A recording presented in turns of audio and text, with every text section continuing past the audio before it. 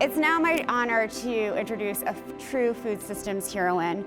Chef Alice Waters is a chef, of course, an author, an advocate, the founder and owner of the restaurant Chez Panisse in Berkeley, California, and the founder of the Edible Schoolyard Project.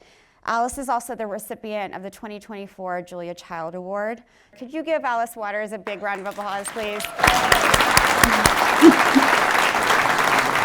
You've been talking about something called school-supported agriculture. Can you tell this audience what it is and why it's important? It's really important that we do something that is universal, because we can't address climate just in this country. We have to think of what we really have in common around the world. And of course, that's food and agriculture, and also schools. And so that seems to be the place where we can use the existing money that we spend on food and support the people who are taking care of the land. Now, I think back just to the end of the war, maybe 70 years ago, we only had local food, and it was before pesticides. And I lived in New Jersey, so I knew what it was like to eat seasonally. We maybe had an orange at Christmas from Florida or some dates from California, but only imported were coffee, tea, and spices. So we know how to do this. And during the war, the president asked us to make victory gardens and gave us all the information in pamphlets for every state in the country, every microclimate within the state. And they still exist, those pamphlets. But my parents planted that garden.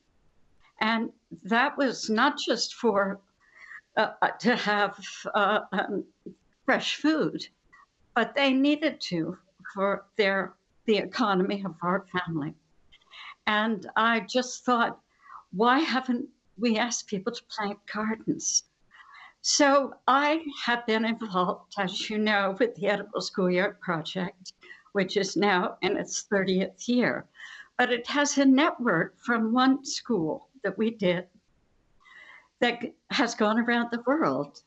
There are 6,500 schools in all different countries, because it was an idea that had basic human values.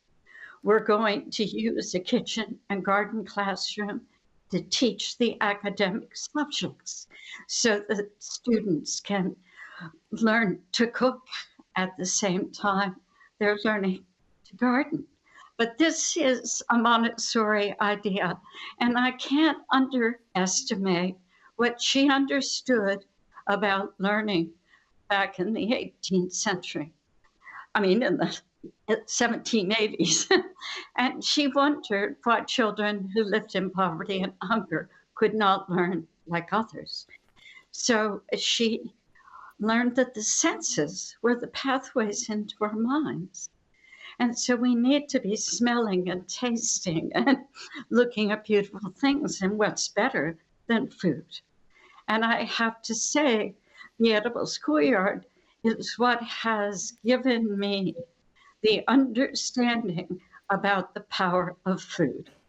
And of course, Chez Panisse at 53 years has given me an understanding of the power of food, too, to make change.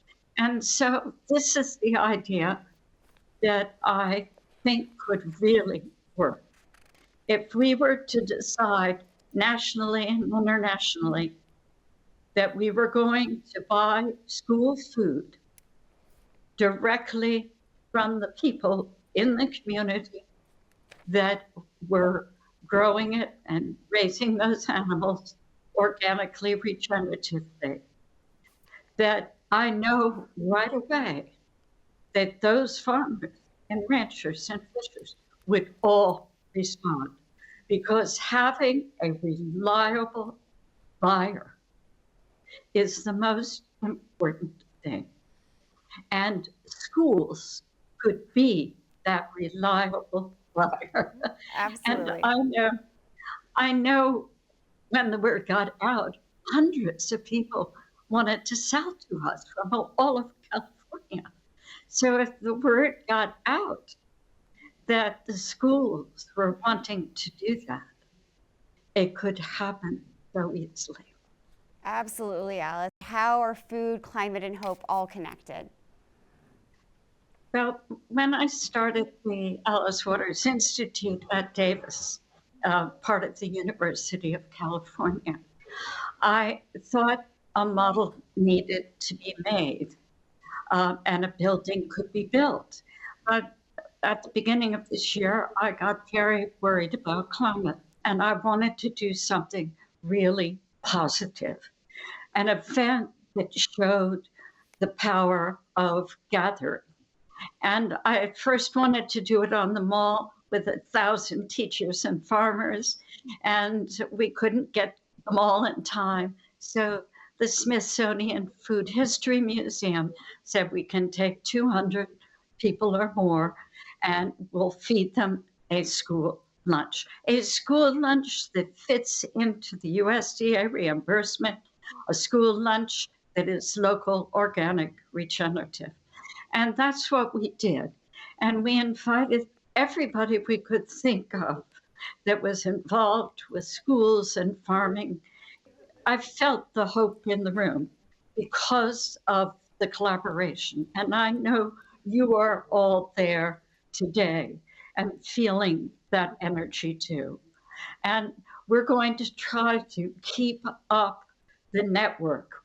And I'm hoping with you, so that we can really reach an international audience. What is your advice on how chefs can continue becoming better advocates for the issues that they see in their own communities, whether it's school food programs or food loss and food waste or access and affordability? Well, most chefs are great teachers. And I know that many people, young people, have come into Chez Panisse and worked as interns. And it works both ways. They're invaluable to us and they learned. And I like to think of our kitchen as a little bit regenerative because everybody has voice. Those interns have a voice too. And we are trying to find the way that kitchens can work really successfully that way. I think also that chefs can go into schools and give advice because ultimately I want kids to sit down at a table and eat together. And in a school that had 800 kids, which is what King School had, they came from families that spoke 22 different languages at school. And I figured out how to design a cafeteria so that they could all sit down and eat in sort of two seatings. And school lunch could be an opportunity for academia, that you could have a placemat that talks about the geography of where the food comes from. And you could be eating the pita bread and hummus and seeing where it is on a map. That we have to figure out ways that we really, in that Montessori way, we learn by doing. And I can tell you, kids love to be asked to carry dishes, set tables. It's not considered work that is demeaning. It's considered part of the whole experience of dining together. And sadly, we're not eating dinner together anymore. And that is taking something away from the whole experience of food. Thank you so much, Alice. We've been learning from you and others for so long. Thank you so much. I'm so sorry you couldn't be here. Thank you again for joining us.